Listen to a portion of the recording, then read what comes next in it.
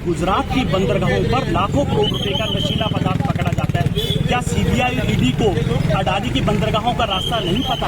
आप 2024 तो बहुत दूर है, उससे पहले ये गांव में घुस के दिखाएं। इनके ने जिस प्रकार से हरियाणा को लूटा है, इससे पहले कभी किसी ने लूटा। में सबसे अमीर पार्टी हो चुकी है बीजेपी पार्टी। अडानी के पीछे सीबीआई ईडी क्यों नहीं लगाई आज तक? जो इनके भ्रष्ट अधिकारी हैं, उनको इतनी खुली छूट इसलिए मिल रही है कि वो लूट के इनकी बीजेपी पार्टी का जो तिजोरी भर रहे हैं। छोटी मांगों को लेकर भी हमें सड़कों पर उतरना पड़ रहा है। ये खट्टर की तरह नहीं है कि किसी को खिचड़ी खिला के सेवा करके और पार्टी की लहर में एमएलए बन गए और सीधे विदा। नमस्कार, मैं जनता की आवाज़ और इस वक्त हम आपको तस्वीरें दिखा रहे हैं करनाल के कमेटी चौक से, जहां पर आम आदमी पार्टी के द्वारा जो है बीजेपी और जेजेपी के गठबंधन का यहां पर पुतला फूंका गया था। यहां पर आम आदमी पार्टी के कार्यकर्ता है, नेता है मौजूद है, तो चलिए उनसे हम सीधी बातचीत करेंगे कि क्या कुछ मैटर था। जी मैम, क्या विषय था जो आज पुतला फूंका गया? देखिए, भाजपा सरकार ने जो हमारे सरपंच हैं, संविधान में ग्रामीण इकाई को, ग्राम पंचायत को लोकतंत्र की पहली इकाई माना गया है, लेकिन इस सरकार ने उस इकाई को भी तहस नहस करने के लिए वो हमारे सरपंच भाई हैं उन पे लाठीचार्ज करवाया, उनके सर फोड़ दिए। उनकी मांगों की कोई सुनवाई नहीं हो रही है। आज हर तरफ त्राहिमाम मचा पड़ा है, क्योंकि बीजेपी सरकार ने हर वर्ग को परेशान करके रख दिया है, चाहे वो मजदूर वर्ग है, चाहे कर्मचारी वर्ग है, चाहे हमारी आम जनता है। आज हर कोई परेशान है, हर कोई अपनी मांगों को लेकर, छोटी छोटी मांगों को लेकर भी हमें सड़कों पर उतरना पड़ रहा है। ये कैसा लोकतंत्र है? ये कैसी सरकार है? ये तो तानाशाही हुई ना। ये आने वाले टाइम में हमारे देश में भी लोकतंत्र की बजाय तानाशाह बनना चाह रहे हैं, और यही हाल रहा। अगर 2024 में फिर से बीजेपी सरकार आती है तो डेफिनेटली ये सरकार अपने आप को तानाशाह घोषित कर देगी। आम आदमी पार्टी के कार्यकर्ता समय समय पर जनता की मांगों को लेकर सड़कों पर उतरते रहे हैं और उतरते रहेंगे। आज आम आदमी पार्टी ही एक ऐसी पार्टी है जो लोगों की मांगों को, जो लोगों की जो ज़रूरतें हैं उनको सरकार के कानों तक पहुंचाने के लिए डंका बजाती है। अदरवाइज सभी पार्टियां चुप हैं। सब तरफ ऐसा बुरा हाल कर दिया है इस सरकार ने कि छोटी छोटी जो दैनिक जरूरत की चीज़ें हैं उनके लिए भी लोगों को सड़कों पर उतरना पड़ रहा है।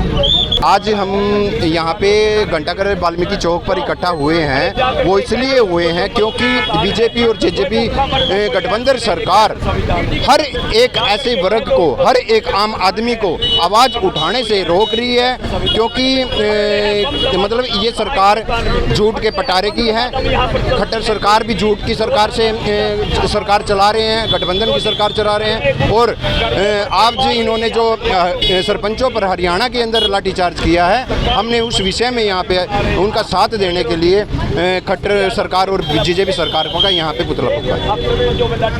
आज आम आदमी पार्टी के सभी कार्यकर्ताओं ने घंटाघर चौक पर एकत्रित होकर जो सरपंचों के ऊपर जुल्म ढाए गए हैं, जो लाठीचार्ज किया गया है, जो वाटर कैनन का प्रयोग किया गया है, लाठियाँ भांजी गई हैं, महिलाओं को छोड़ा नहीं गया है, उसके एवज में हम सब यहाँ पर एकत्रित हुए हैं और हरियाणा सरकार का पुतला फूंका गया है। क्योंकि हरियाणा सरकार ये साबित करना चाहती है केवल एक हरियाणा सरकार ही ईमानदार सरकार है, बाकी जो है सब भ्रष्टाचार में लिप्त हैं। जबकि ऐसा नहीं है, भ्रष्टाचारी तो वो खुद लिप्त हैं। इसी उसमें अब बल्कि आज देश में ये हाल हो गया, जो भी आवाज़ उठाएगा उसको उठा के जेल में भर्ती बंद कर दो, उसकी सीबीआई लगा दो, उसके पीछे ईडी लगा दो, उसको इतना त्रस्त कर दो, इतना त्रस्त कर दो कि वो आवाज़ ही ना उठा सके। ये लोग पागल नहीं है, सब जागरूक लोग हैं, पढ़े लिखे लोग हैं। अब 2024 में यहाँ से सफाया होने वाला है भाजपा का, और पूरे प्रदेश से, पूरे देश से सफाया होगा। लोग सब जानते हैं दिल्ली में सिसोदिया जी के साथ क्या हो रहा है, सबको पता है। एक कट्टर ईमानदार देशभक्त ने शिक्षा के क्षेत्र में क्रांति लाई है। जब इन्हें लगा कि ये तो आम आदमी पार्टी का एक नाम चमकने लगा है, उठा के उसके ऊपर भ्रष्टाचार का झूठा आरोप लगा के उसके पीछे सीबीआई ईडी लगा दी। ये काम ये सरकार कर रही है, खुद करना नहीं है, जो कर रहे हैं उसके पीछे ईडी सीबीआई लगा दो। अडानी के पीछे सीबीआई ईडी क्यों नहीं लगाई आज तक? सब जनता पूछना चाहती है, क्यों नहीं लगाई आज तक? महंगाई इससे तब त्रस्त हैं। 50 रुपये गैस सिलेंडर महंगा कर दिया है, 350 रुपये कमर्शियल। क्या खाने पीने की चीज़ों में महंगाई नहीं होगी? कहाँ राहत दे रही है ये सरकार? जो बोलता है उसको उठा के ईडी सीबीआई लगा दो, सरपंचों पे लाठी चार्ज कर दो ताकि वो अपनी आवाज़ ना उठा सके। आज देश में वो हाल हो गया है, बुरा हाल इस टाइम में कहती हूँ, जनता त्राही कर रही है और उखाड़ फेंकेगी 2024 के इलेक्शंस में इन्हें। 2024 में भाजपा का यहाँ से वजूद साफ होगा। नाम आपका परिचय? गौतम जैन, कार्यकर्ता आम आदमी पार्टी। ऐसे है जो हमारे सरपंच भाइयों पे अत्याचार हुए हैं, उसके हम सरपंचों के समर्थन में हमने पुतला फूंका है सरकार का, क्योंकि 2 साल से इन्होंने चुनाव नहीं करवाए और अधिकारियों ने सारे गांव का माल लूट के इनको दे दिया है। इनके खून मुंह लग चुका है। ये अब चाहते ही नहीं कि सरपंच आएँ, क्योंकि सरपंच धन इकट्ठा करके कभी सरकार की तिजोरियां नहीं भर सकते, सरपंच धन इकट्ठा करके बीजेपी की तिजोरियां नहीं भर सकते। लेकिन जो इनके भ्रष्ट अधिकारी हैं उनको इतनी खुली छूट इसलिए मिल रही है कि वो लूट के इनकी बीजेपी पार्टी का जो तिजोरी भर रहे हैं। आज वर्ल्ड में सबसे अमीर पार्टी हो चुकी है बीजेपी पार्टी। इन्होंने हज़ारों की तादाद में अपने दफ्तर बना लिए हैं, तो इसीलिए इनको ये काम नहीं करने देना चाहते। एक सरपंच तब बनता है जब उसके दादा परदादा तक उसकी पुश्तें चेक करके तब एक सरपंच बनाते हैं। और गांव वाले इतने मूर्ख नहीं हैं, ये खट्टर की तरह नहीं है कि किसी को खिचड़ी खिला के सेवा करके और पार्टी की लहर में एमएलए बन गए और सीधे विधायक बन गए। ये सरपंच है, इनकी पुश्तें चेक करके ये सरपंच बनाते हैं। सरपंच बनना आसान नहीं है, और जब सरपंच बन गए हैं तो उनकी पावर उनको क्यों नहीं देते? हज़ारों डिपार्टमेंट हैं, उनमें अपना काम कर ले। अब इनकी पंचायत पे क्यों नज़र है? क्योंकि पंचायत में इनकी घपलेबाजी चल नहीं रही और 2 साल में इन्होंने यहाँ घपला करना सीख लिया है। जी सर, जो बजट पास हुआ है बीजेपी का कहना है कि उसमें जो भी टैक्स है वो सस्ते हो गए हैं। टैक्स सस्ते कहाँ हो गए हैं? इन्होंने 7.5 लाख रुपया, पहले 5 लाख था, 7.5 लाख रुपये 7 लाख किया है। तो उसका मतलब है पहले स्कूल जो फीस होती थी, स्कूल की फीस जितनी लगती थी उसका टैक्स बीच में ऐड कर दिया जाता था। अगर हॉस्पिटल में कोई इलाज होता था उसका टैक्स बीच में ऐड कर लिया जाता था। अब इन्होंने चालाकी के साथ सारी चीज़ें टैक्स के अंदर कर दी हैं और 7 लाख कर दिया है। ये पहले 5 मिलता था, 5 छूट मिलती थी तो किसी भी को 10 लाख तक का लाभ होता था। अब 7 लाख में सिर्फ 7 लाख का ही लाभ है। ये जनता को कोई सुविधा दे ही नहीं सकते, ये नाम की सुविधा है। जैसे बुजुर्गों को तड़पा रहे हैं, किसी को कहते हैं जी आप जन्म प्रमाण पत्र लाओ, किसी को कुछ लाओ, किसी को कुछ लाओ। सीएम साहब जिस दिन से आए हैं इन्होंने लोगों को पोर्टल में उलझा रखा है। मैं तो कहता हूँ सरपंच साहब, अगर आपने पोर्टल ही सीखना था तो पहले किसी गांव के सरपंच बनते, ताकि जो पूरे हरियाणा का विनाश हो रहा है वो एक गांव तक सीमित रह जाता और आप 8-10 साल में सीख के गांव का विनाश ही कर पाते। तो क्या लगता है 2024 में? 2024 में इनका है ही कुछ नहीं है। 2024 से पहले लोग डंडे मार के इनको गांव से बाहर निकाल देंगे। 2024 तो बहुत दूर है, उससे पहले ये गांव में घुस के दिखाएंगे। भ्रष्टाचार नजर आता है और हरियाणा में जो भ्रष्टाचार के जो मापदंड है वो खट्टर सरकार ने तय कर दिए हैं। 90% जो भ्रष्टाचार की राशि है वो मुख्यमंत्री के कार्यालय में सीधी तौर पर जाती है और केवल 10% अधिकारियों तक जाती है। इस सरकार में जितना भ्रष्टाचार हुआ है इससे पहले भ्रष्टाचार कभी नहीं हुआ। जितनी बेरोजगारी मनोहर लाल जी की सरकार में हुई है इतनी कभी नहीं हुई। खट्टर सरकार ने जिस प्रकार से हरियाणा को लूटा है इससे पहले कभी किसी ने लूटा। आज खट्टर साहब की सरकार में जो लोग बलात्कार के आरोपी हैं वो बाहर हैं और जो हमारे जो लोग सरपंच लोग हैं जो स्टेट वेलफेयर के लिए काम करना चाहते हैं, जो गांवों के लोग काम करना चाहते हैं, उन पर लाठियां बरसाई जाती है। ये किस तरीके का लोकतांत्रिक व्यवस्था है? भारतीय जनता पार्टी का लोकतांत्रिक व्यवस्था में बिल्कुल कोई भी विश्वास नहीं है।